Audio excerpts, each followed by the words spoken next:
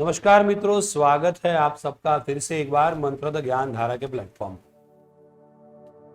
एक बार एक गुरु ने अपने शिष्यों को बहुत बड़े महाविद्यालय में पढ़ाई के लिए भेजा। वो पढ़ाई के लिए महाविद्यालय गए सब शिष्य पर्याप्त समय में विद्या पूर्ण करके वापस आ गए। एक शिष्य था, वो वापस नहीं आया। गुरु बहुत खुश थे क्योंकि सब शिष्य ज्ञान प्राप्त करके वो महाविद्यालय से वापस आश्रम में आए थे। थोड़े महीनों के बाद वो शिष्य वापस आए। गुरु ने वो शिष्य को कहा कि तू सबके बाद वापस आया है, इसका अर्थ ये है कि तूने बाकी सबसे ज्यादा ज्ञान प्राप्त किया है। शिष्य मुस्कुराया और शिष्य ने कहा, मैंने कोई भी ज्ञान प्राप्त नहीं किया है, वहां पर मुझे कुछ समझ में नहीं आया। उल्टा यहां आपने जो सिखाया था वो भी मैं भूल गया।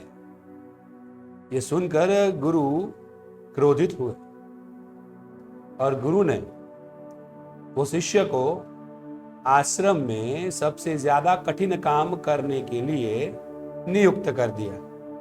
रोज वो कठिन काम करते रहता। थोड़े महीनों के बाद वही शिष्य गुरु के पीठ पे मालिश कर रहा था। मालिश करते करते वो शिष्य हंसा और बोला, मंदिर तो अच्छा है, लेकिन ये मंदिर में अगर भगवान की मूर्ति होती या भगवान होते तो कुछ और बात थी। गुरु ने ये बात सुन ली और वो कुपित हो गए, कोपायमान हो गए, क्योंकि शिष्य गुरु के शरीर के बारे में बात कर रहा था कि उनका शरीर माने कि एक मंदिर समान अच्छा है, लेकिन अंतःकरण में प्रभु का वास नहीं। ये सुनकर गुरु बहुत क्रोधित हुए और वो शिष्य को वो आश्रम से निकाल दिया।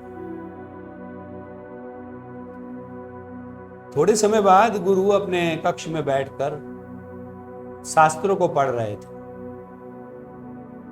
वही समय वो शिष्य फिर से वहां पर आ गया और उनके सामने बैठ गया।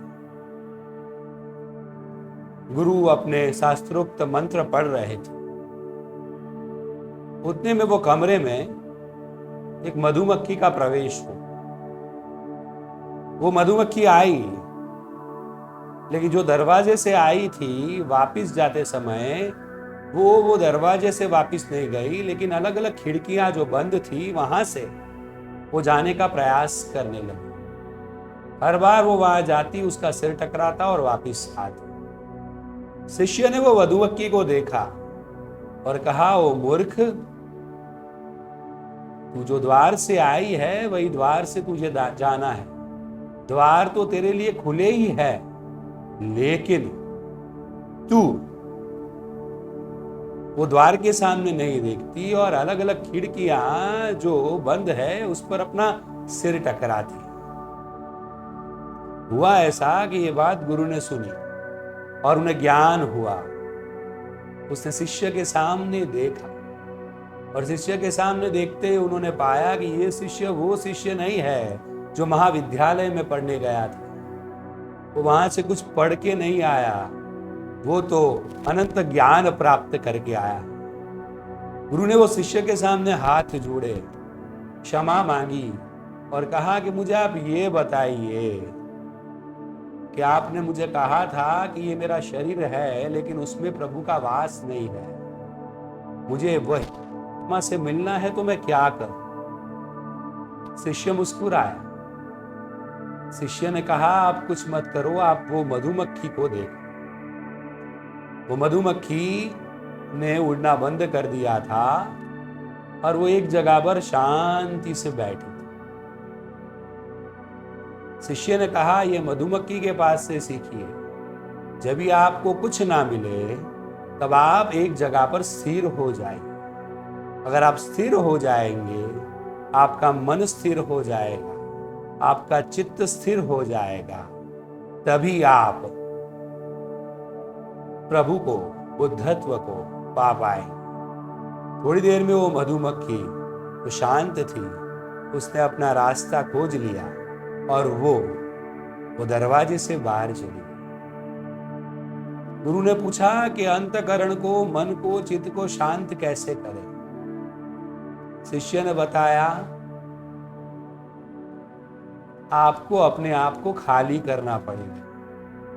अगर आपको आपके अंतःकरण में परमात्मा का वास चाहिए तो अपने आप को खाली कीजिए।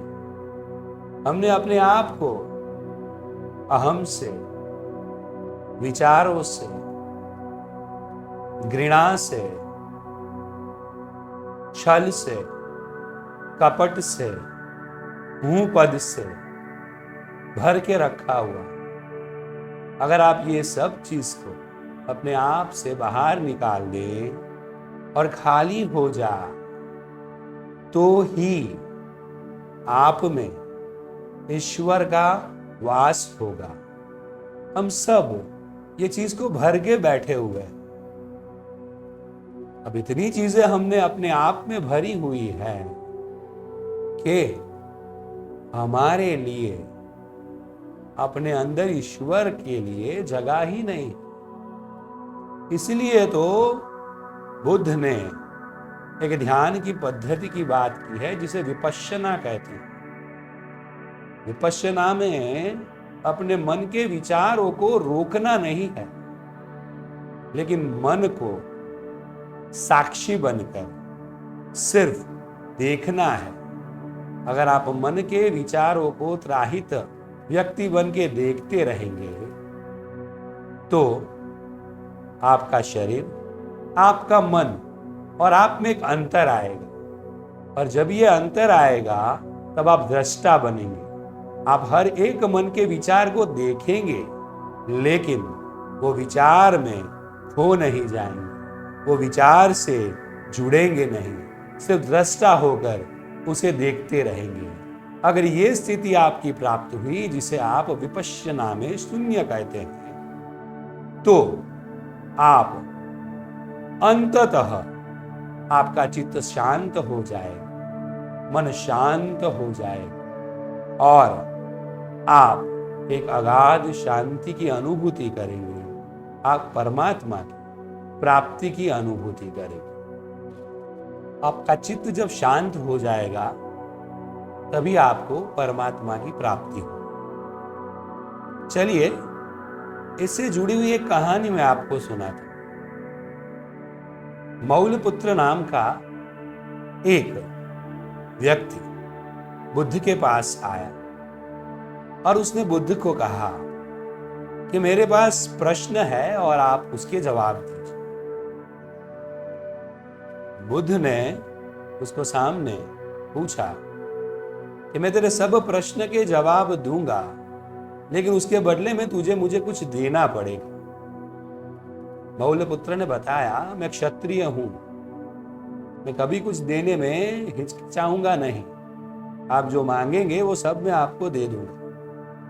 बुद्ध ने कहा, फिर से एक बार सोच ले, मैं मांगूंगा वो तुझे देना पड़ेगा।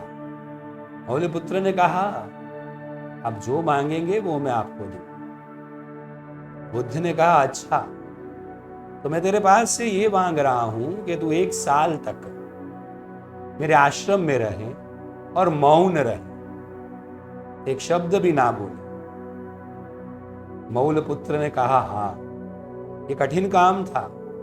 पूरे 1 साल तक मौलपुत्र शांत अवस्था में, मौन की अवस्था में बैठा रहा। 1 साल के बाद जब मौलपुत्र बुद्ध के सामने आया, बुद्ध ने कहा कि हाँ, अब तू मुझे कोई भी प्रश्न पूछ सकता है। मौलपुत्र ने कहा, तथागत, अब मेरे मन में कोई प्रश्न ही नहीं है, मेरे सब प्रश्नों का निवारण हो गया। बुद्ध मुस्कुराए। बुद्ध ने कहा, जब आप अपने भीतर झांकते हैं, अपने आप को जानते हैं, तब तमाम विचारों का, तमाम प्रश्नों का निवारण आपको आपके अंतःकरण में से ही मिल जाता है और आपको इसके लिए किसी जगह पर बाहर भटकने की जरूरत नहीं। हमने अपने आप को जाना नहीं है।